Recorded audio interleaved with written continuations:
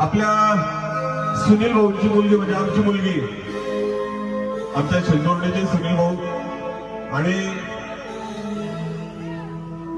मी काकाच्या नात्याने खरं म्हणत या लग्नाला आलोय. आमच्या घरचं लग्न आहे आणि पहिल्यांदाच धानोऱ्यात आलोय.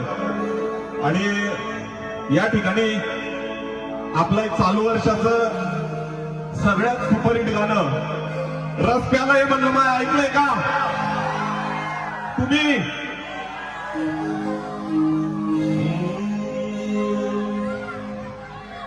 जानुडी कामांना भरल्याची वहा